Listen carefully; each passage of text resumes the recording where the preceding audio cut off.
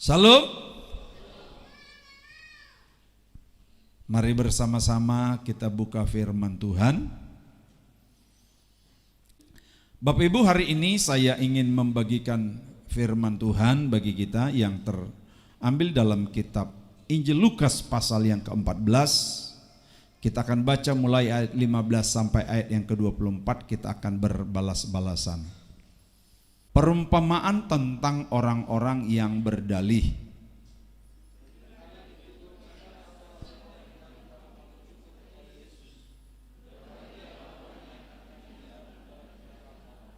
Tetapi Yesus berkata kepadanya, ada seorang mengadakan perjamuan besar dan ia mengundang banyak orang.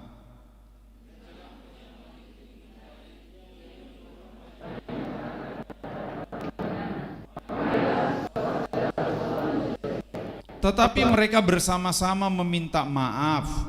Yang pertama berkata kepadanya, aku telah membeli ladang dan aku harus pergi melihatnya. Aku minta dimaafkan.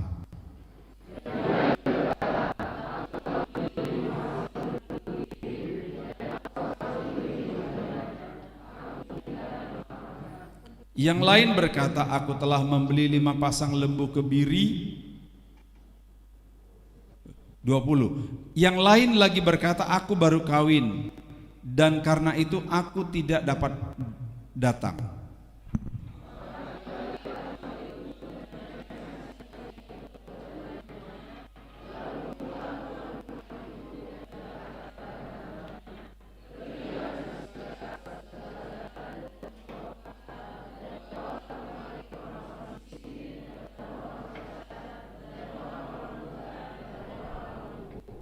Kemudian hamba itu melaporkan, Tuan, apa yang Tuan perintahkan itu sudah dilaksanakan.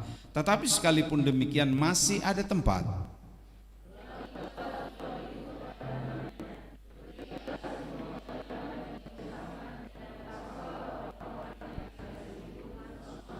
Sama-sama. Sebab aku berkata kepadamu, tidak ada seorang pun dari orang-orang yang telah diundang itu akan menikmati jamuanku. Demikian firman Tuhan. Bapak Ibu Saudara, hari ini firman Tuhan berbicara tentang banyak orang yang berdalih atau jangan berdalih. Untuk kita saja, tentang jangan berdalih. Bapak Ibu Saudara, semua orang berpesta, mungkin kita sebagian sudah pernah melaksanakan pesta. Nah, semua orang berpesta itu pasti ingin pestanya sukses. Tidak ada orang yang ingin melakukan sebuah pesta apa saja, mau ulang tahun, pernikahan, peresmian rumah, pasti ingin pestanya sukses.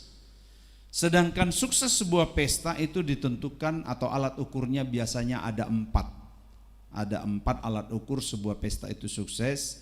Yang pertama, bahwa tahapan-tahapan acaranya berlangsung dengan baik. Ada tahapannya. Nah, 2 minggu lagi gereja kita ini akan ada 2 pesta berturut-turut. Ada yang menikah tanggal 5, ada yang menikah tanggal 6. Jadi ada langsung 2 pesta. Saya nggak tahu, masih ada lagi yang mendaftar kali. Nah, tahapannya ada. Mulai tahapan pertama mereka datang ke rumah Tuhan, lalu mengajukan permohonan. Setelah itu mendapat bimbingan konseling. Setelah itu lamaran dan sebagainya.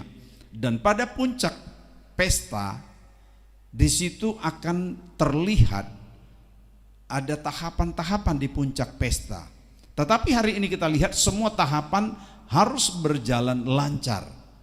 Kalau tidak ada kesepakatan antara pihak laki-laki dan pihak perempuan, pesta juga bisa bubar. Saya sudah pernah melihat pesta bubar, batal maksudnya, karena kedua belah pihak tidak jadi, tidak sepakat, hanya masalah mas kawin. Biasanya pihak perempuan minta mas kawin ingin banyak. Pihak laki-laki biasanya mas kawinnya sekecil-kecilnya. Memang itulah rumus dunia ini. Ketika kita ingin membayar sesuatu, kalau bisa sekecil-kecilnya. Tapi ketika kita ingin menagih sesuatu, ingin sebesar-besarnya. Ibarat kita pemilik kos dengan kita tinggal di rumah kos. Kalau kita tinggal di rumah kos, kalau bisa jangan pernah dapat tanggal 1. Betul ya? Nah, karena saya juga dulu lama ngekos, baik waktu sekolah, bahkan sudah di Papua ini saya pernah ngekos. Jadi kalau bisa jangan pernah dapat tanggal 1, karena kalau udah dapat tanggal 1 harus bayar uang kos. Tapi kalau pemilik kos, di sini ada yang sudah punya kos. Kalau pemilik kos maunya bagaimana? Kalau perlu 2 kali sebulan, tanggal 1. Nah, jadi begitupun soal sebuah pesta pernikahan, biasanya pemilik anak atau yang akan membayar mas kawin, kalau bisa mas kawin sekecil-kecilnya. Tapi pemilik anak perempuan, kalau bisa mas kawinnya sebesar-besarnya, sekarung. Ini adalah prinsip antara memberi dan menerima. Ketika kita ingin menerima, kita ingin sebesar-besarnya. Tapi ketika kita memiliki tanggung jawab untuk memberi, sekecil-kecilnya. Itu berlaku di semua dunia. Di dunia gereja juga sama sebenarnya. Ketika kita ingin menerima berkat kepada Tuhan, kita ingin sebesar-besarnya. Tapi Tuhan bilang rumusnya ada. Apa rumusnya? Orang yang menabur pasti menuai. Tapi banyak orang ingin menuai tanpa menabur. Tuhan bilang kalau ingin menuai banyak, menaburnya banyak. Kalau ingin menabur sedikit, jangan heran menuainya. Jadi di semua rumus ini berlaku. Nah, jadi bisa tidak terjadi kesepakatan pesta kalau dalam hal pembiayaan, dalam hal materi tidak nyambung. Nah, Bapak Ibu, sukses sebuah acara ditentukan bukan saja tahapannya berlangsung lancar, tetapi juga undangan yang diharapkan semua hadir. Makanya kalau bikin pesta itu selalu ditanya, kira-kira undanganmu berapa banyak? Saya nggak tahu, pesta tanggal 5 kita di sini, pesta tanggal 6 kita di sini.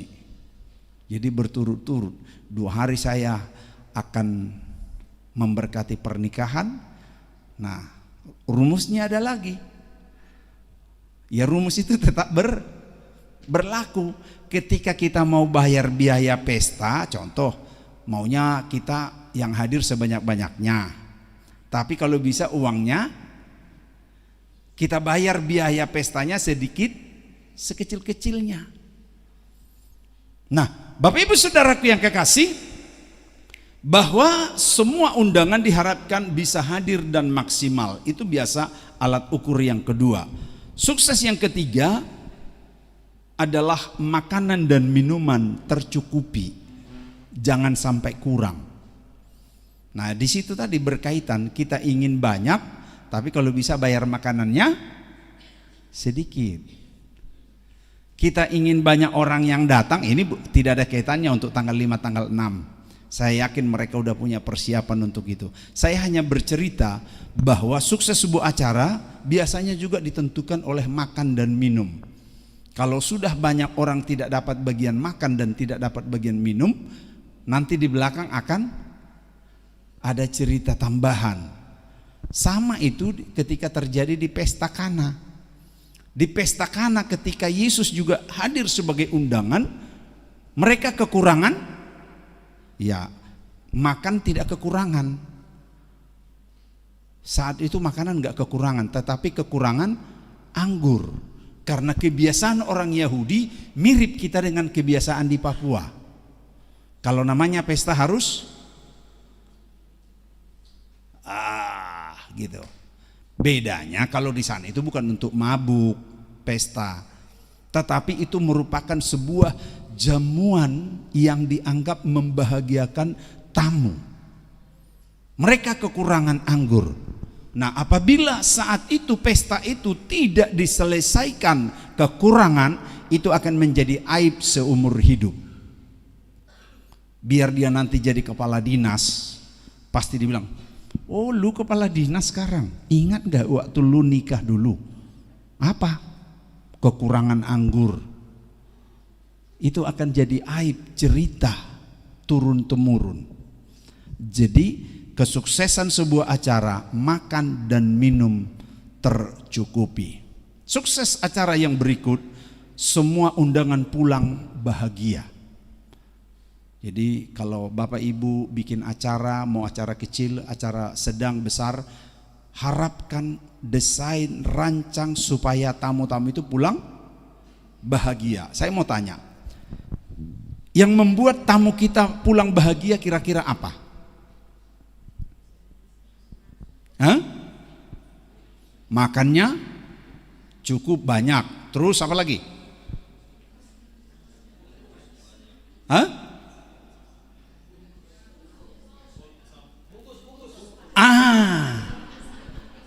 Biasa ini. Oh, bukan Bapak maksud saya.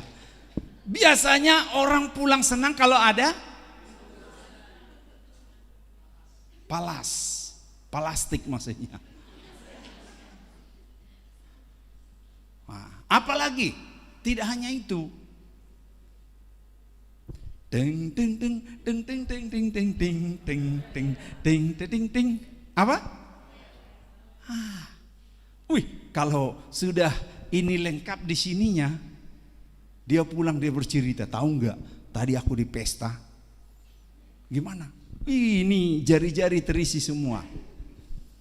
Ini kalau pesta orang Batak mungkin, kalau yang lain mungkin tidak. Saya baru ikuti pesta di kampung halaman. Wih, saya lihat ini kayak sudah budaya. Kalau nggak ada itu, dia udah bilang, acaranya, gitu. Nah, jadi hati-hati anak-anak muda kalau mau nikah, persiapkan yang bagus ya. Amin. Jangan nikahnya dulu, pikirkan juga lah. Nah, begitu juga orang tua. Jangan biarkan juga anak-anakmu menanggung sendiri.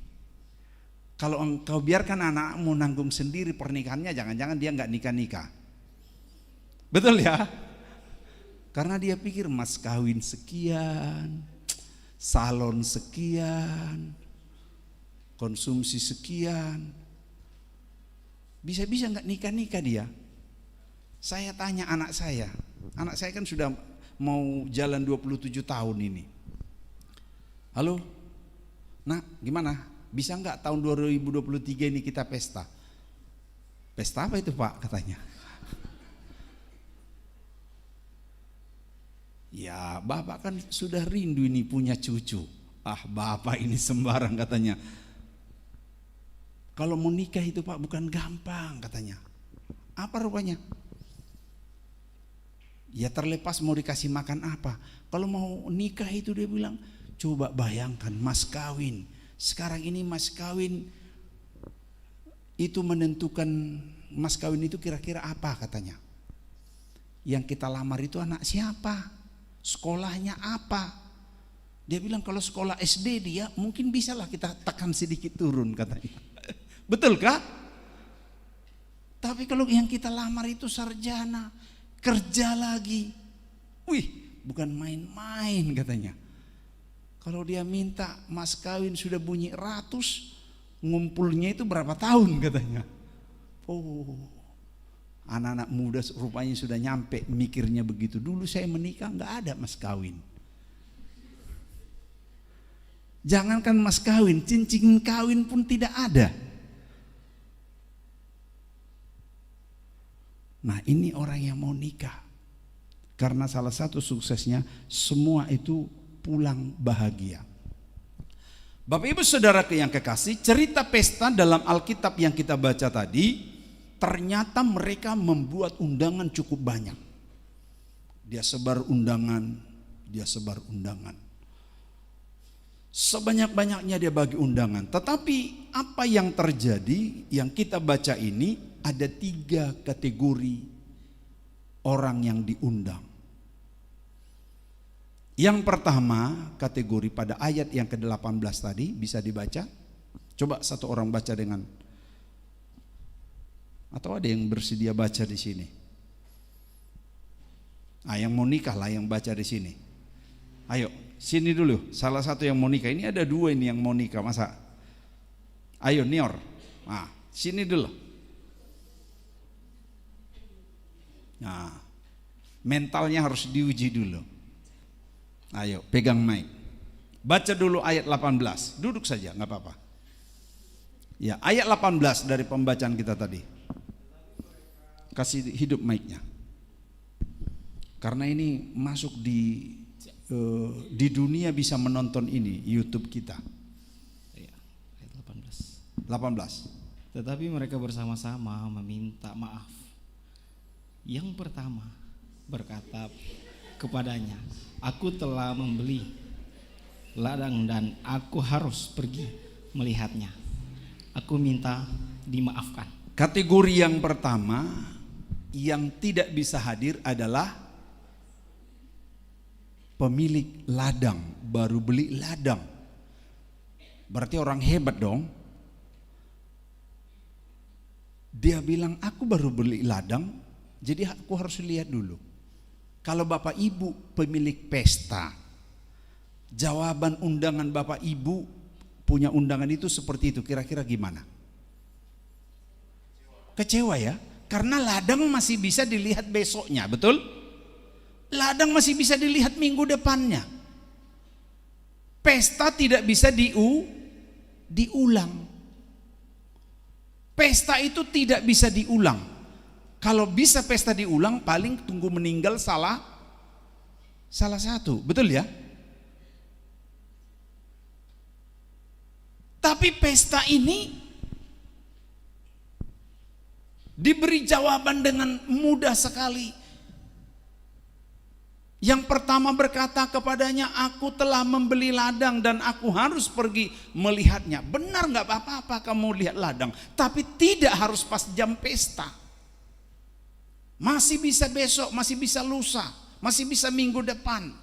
Tapi pesta ini sudah terencana, nggak bisa diundur-undur hanya karena satu orang. Jawabnya, "Aku mohon dimaafkan." Kelihatannya sopan. Terus yang kedua, tipe orang yang kedua pada ayat 19. Baca. Yang lain berkata, "Aku telah membeli 5 pasang." Lalu 5 pasang apa itu? 5 pasang lembu. Yang lengkap. Baca ulang 19. Yang lain berkata, "Aku telah membeli 5 pasang lembu kebiri. Lembu kebiri dan aku harus pergi mencobanya. Aku minta dimaafkan."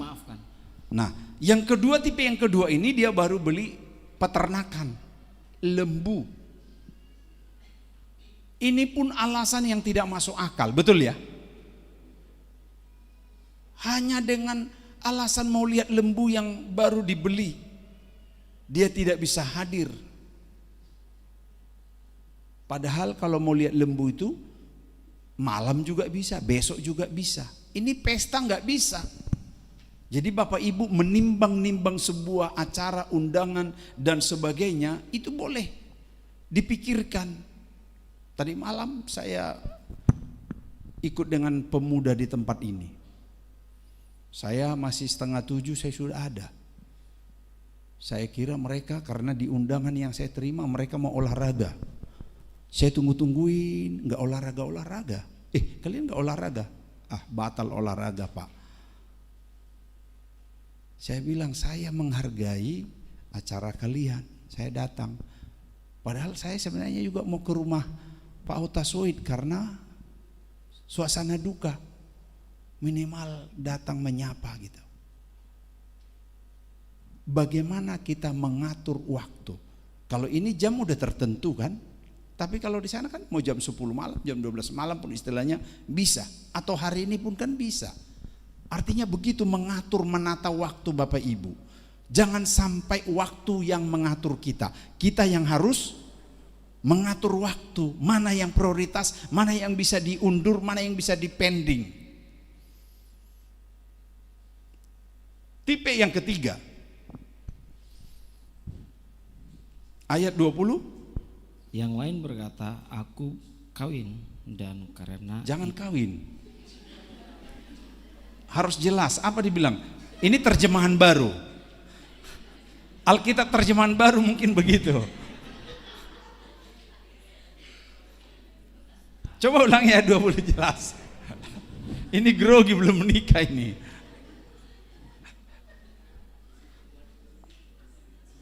Sama. Oh ya. Oke, baca ayat 20. Cepat-cepat turun. yang lain lagi berkata, aku kawin dan Yang mana? 20. Aku baru kawin, ini ada barunya ini. Ah.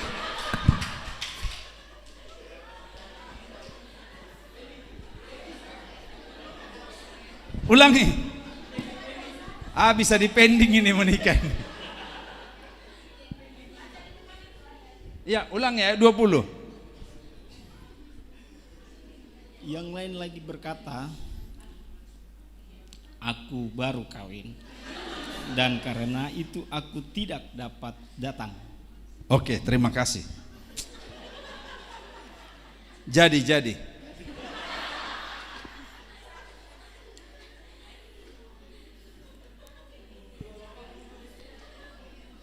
Ya, ini tipe orang yang mau cepat-cepat nikah ini. Nah, Bapak Ibu Saudara yang kekasih, orang yang ketiga tipenya seperti ini. Aku baru kawin dan karena itu aku tidak bisa datang. Menurut saya ini pun gak bisa diterima. Ya, orang baru kawin mestinya ajak istri berbulan madu ke pes. Kan lagi enak-enaknya menggandeng pasangan. Disitulah ketemu banyak orang. Oh, ini dong suamimu, ini dong istrimu, kan gitu. Masa karena baru nikah aja gak bisa hadir? Itu adalah alasan. Nah, inilah yang dimaksud tema kita. Jangan berikan alasan, jangan berikan dalih. Walaupun diakhiri dengan kata maaf. Tiga-tiganya ada kata maaf. Bapak Ibu Saudara, dari sejak manusia pertama, laki-laki maupun perempuan, memang paling pintar mencari alasan. Adam, Hawa sama-sama pintar cari alasan. Adam yang pertama, alasannya dia bilang begini. Kalau lihat di dalam kitab Kejadian pasal yang ketiga, kita bukalah. Ini yang pasangan kedua ini bisa membaca. Coba maju dulu. Kita uji coba dulu nyalinya.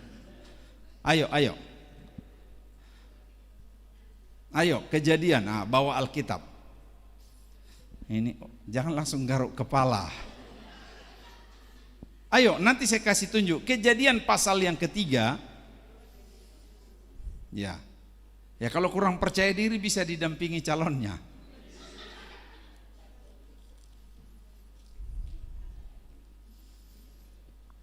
Ya. Kejadian pasal yang ketiga ayat yang ke 12.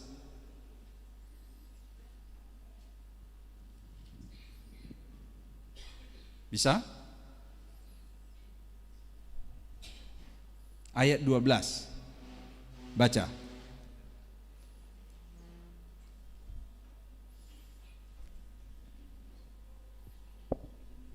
Kejadian pasal 3. Itu belum perjanjian baru, itu masih perjanjian lama. Ya, pasal 3 ayat 12, lihat ayat 12. Ayo, ini Mike. Ini uji nyali. Silakan. Kasih naik. Oke.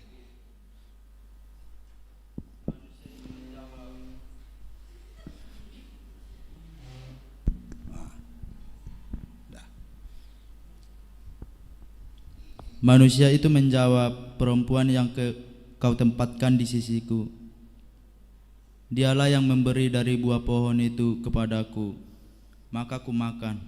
Iya, suaranya bagus ya. Manusia itu menjawab, atau laki-laki itu menjawab, perempuan yang kau tempatkan di sisiku, dialah yang memberi dari buah pohon itu kepadaku, maka aku makan. Ini kan alasan saja. Tuhan tanya, kenapa kau makan buah itu? Alasannya, perempuan yang kau taruh di sisiku. Kira-kira kalimat ini mempersalahkan siapa? Hah? Mempersalahkan perempuan atau mempersalahkan Tuhan? Iya, setengah mempersalahkan Tuhan, setengah mempersalahkan perempuan. Jadi memang laki-laki itu paling gampang mempersalahkan.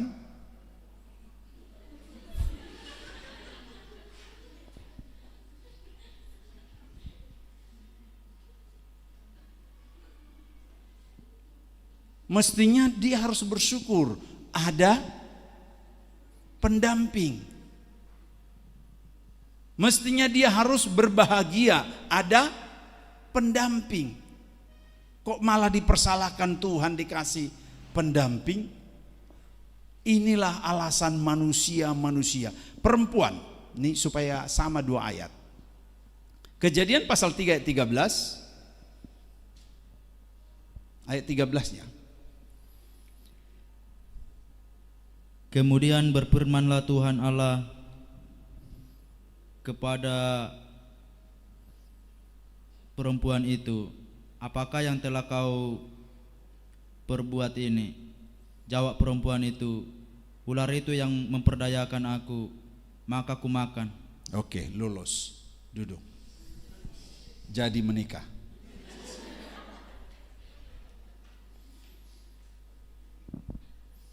Nah, alasan perempuan ini malah dia mempersalahkan ular. Kalau udah begini kita mau cari salah siapa? Semua saling mempersalahkan. Ular itu yang memperdayakan aku, maka ku makan. Masa gara-gara ular kita bisa diperdaya? Memang perempuan paling mudah diberdayakan. Hati-hati, jangan salahkan, jangan memperdayakan perempuan. Dia makhluk yang lemah.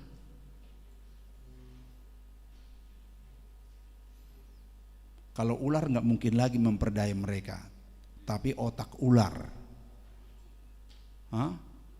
iya, yang licik. Hati-hati, hai wanita-wanita, banyak ular-ular sekarang ini. Iya kan? Ular yang punya kaki 2, kalau dulu kan ular tanpa kaki. Hati-hati kamu.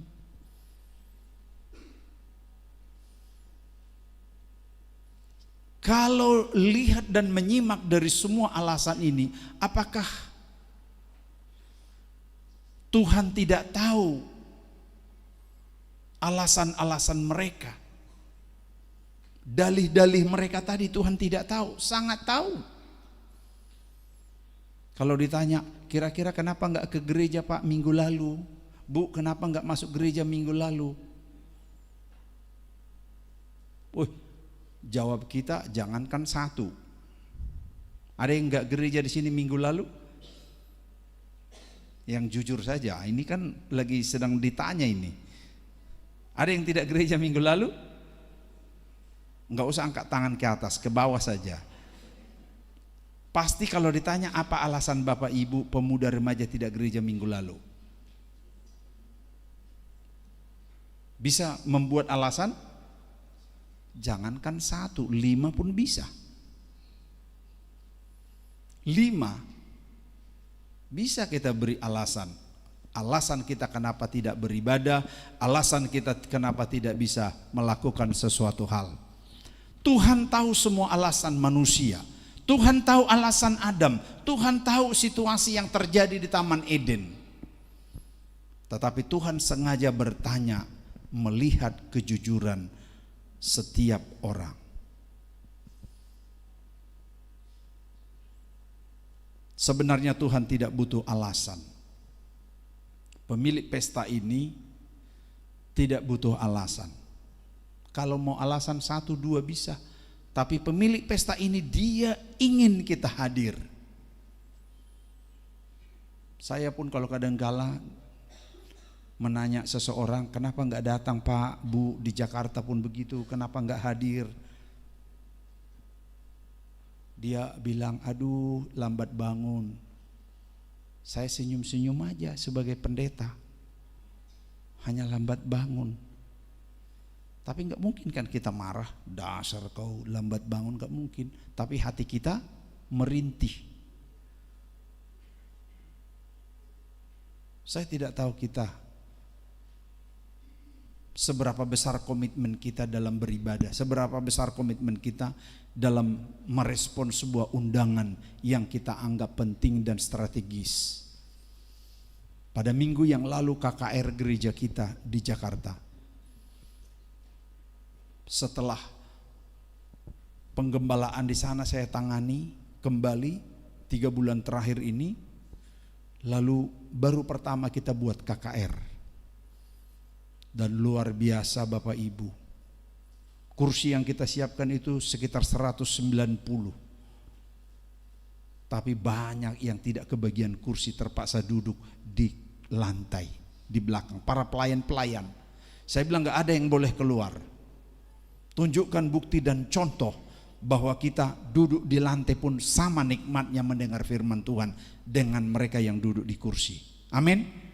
Semua duduk, bisa lihat videonya, duduk di belakang. Yang kuat berdiri, mereka berdiri saya karena gak muat kursi. Semua merespon undangan kita. Nah, nanti bulan Agustus, 17 Agustus, kita rencana juga buat KKR di sini. Di Jakarta juga KKR dalam rangka mensyukuri 17 Agustus, Hari Kemerdekaan. Kita buat KKR di sini, kita buat KKR di Jakarta. Dengan nuansa mengisi kemerdekaan. Sehingga semua pelayan-pelayan nanti sama dengan di Jakarta, semua pelayan-pelayan akan berkostum yang berbeda. Mungkin temanya bagaimana kita mengisi semua lini kehidupan, profesi diisi oleh anak-anak Tuhan. Kalau perlu ada berpakaian dokter, mau WL-nya berpakaian dokter, singernya mungkin berpakaian bank, berpakaian security, pemusiknya berpakaian security kah, berpakaian polisi kah, berpakaian tentara, mungkin pemain drumnya berpakaian. Karena apa profesi, bahkan saya bilang kalau perlu ada yang berpakaian ojek. Jaket ojek yang hijau itu apa namanya? Nah, yang penting jangan 2, ada 1 Gojek, ada Maxim, jangan.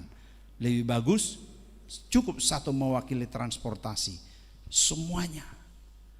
Karena gereja harus masuk di semua lini kehidupan. Itulah mensyukuri Indonesia merdeka. Nanti akan ada rapat panitia khusus pemuda untuk mempersiapkan itu. Kita orang tua tinggal mensupport. KKR ini untuk semua orang, tapi biarkan generasi muda ini membuat kemampuan mereka. Mereka lah yang paling mudah berekspresi. Kita ini tinggal siap mendukung. Di sana juga sama. Kita ingin membuat KKR. Kita ingin mengundang, kita ingin membuktikan bahwa bagaimana respon orang yang diundang, bagaimana respon kita ketika kita pun diberi tugas untuk mengundang. Strateginya mudah. Saya tinggal bilang begini.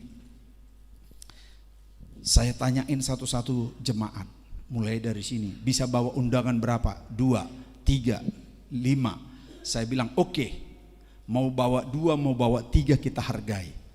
Tapi siapa yang bisa membawa lebih dari 5, kita beri dia nanti penghargaan. Berlomba-lomba orang bawa 5 lebih, penuh membludak. Buktikan kalau kita itu adalah orang yang berpengaruh di masyarakat. Masa bawa 5 susah? Kalau memang orang yang gak berpengaruh, jangankan bawa 5, bawa 2 pun susah. Tapi buktikan kita ini orang yang bergaul, orang yang berinteraksi di masyarakat. Yang mahasiswa, ajak temanmu mahasiswa, yang sekolah ajak, yang kerja dimanapun. Saya bilang tadi malam sama mereka, saya mau lihat juga nanti kita bilang Ibu Sintua Haloho, dia ibu guru. Bisa enggak dia kerahkan 20 orang muridnya? Ada di sini Bu. Enggak apa-apa kalau perlu kita siapkan transportasi dari sana. Karena ingin kita memberkati mereka dengan pelayanan kita. Amin. Kita ingin mengundang sebanyak orang. Saya bilang tadi malam 250 orang minimal harus kita hadirkan dalam KKR 17 Agustus. Dengan nuansa yang berbeda.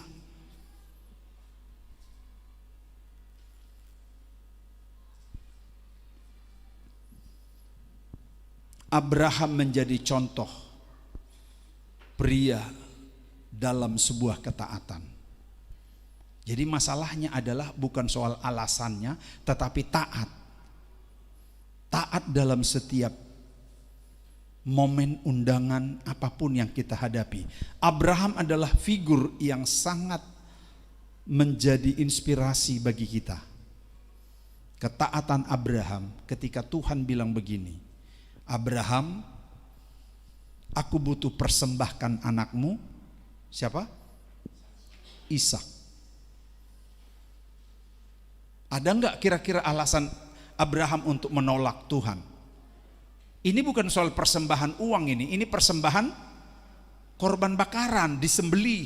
Ini bukan persembahan jadikanlah dia sekolah pendeta. Mungkin seperti adiknya Aldi, siapa? Ada 2 adik sekolah pendeta ya? Hah? Edi dan Benyamin.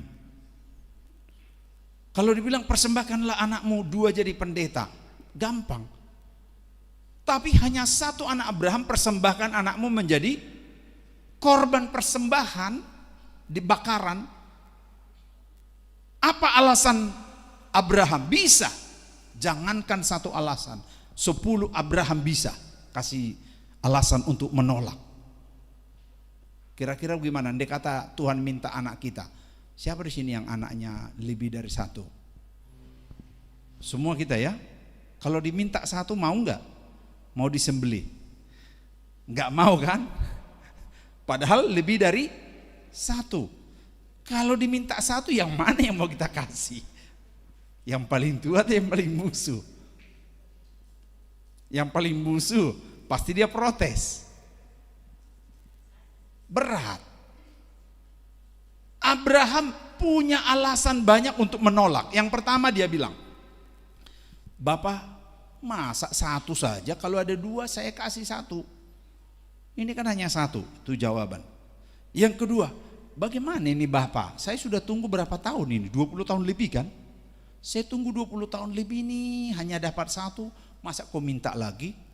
2. Apa lagi?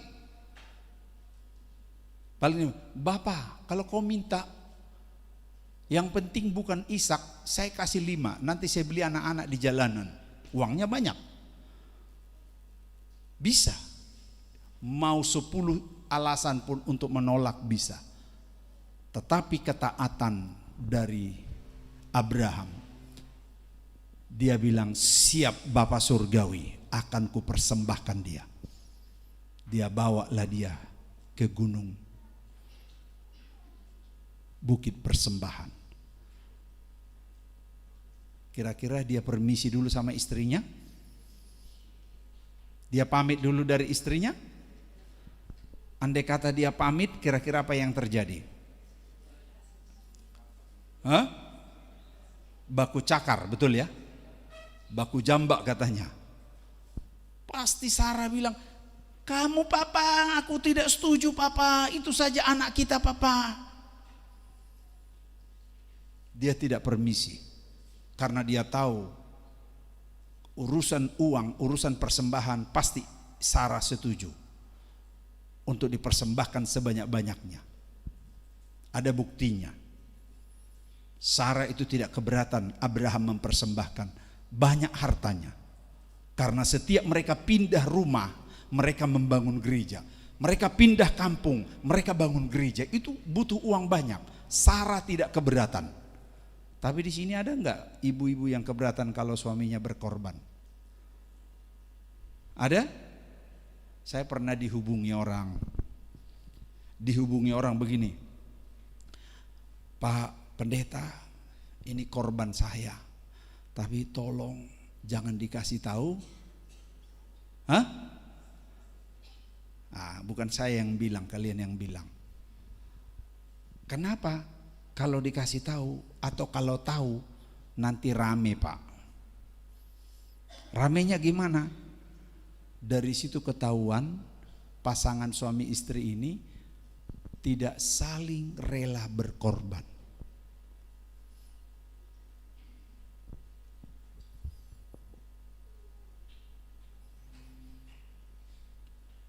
Abraham dalam hal uang istrinya tidak keberatan.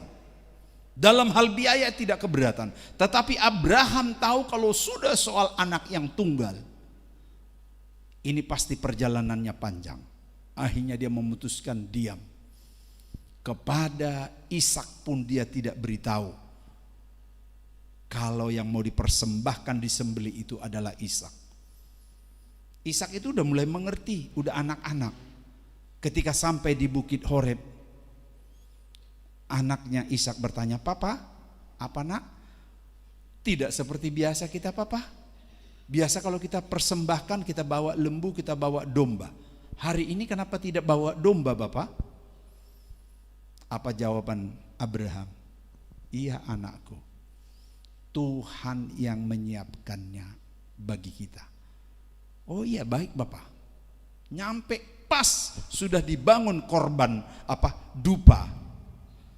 Sudah dibangun dupa, lalu diikatlah Ishak. Diikat Ishak. Kira-kira waktu menangkap Ishak itu gimana? Saya yakin Ishak tidak lari karena dia orang yang taat sama bapaknya. Tapi seperti seolah-olah Abraham tidak punya kasih sayang. Dia mengikat anaknya, mengikat kaki, mengikat tangannya. Pedih enggak hati? Abraham pedih. Tapi inilah namanya sebuah ketaatan tanpa alasan. Sebagai manusia dia menjadi figur kita. Begitupun Hawa, dia menjadi orang yang taat. Di lain waktu kita akan cerita ketaatan Sarah. Tapi di balik semuanya, Yesus adalah satu-satunya public figure sepanjang masa yang rela mengorbankan dirinya tanpa alasan. Inilah yang disebut dengan ketaatan. Tahun ini 3 kata ini menjadi tema kita. Setia, taat, dan tulus. Menjadi orang yang taat itu tidak mudah.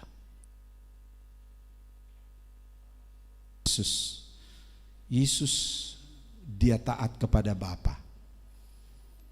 Sebenarnya dia bilang, kalaulah boleh Bapa, jauhkanlah cawan ini daripadaku.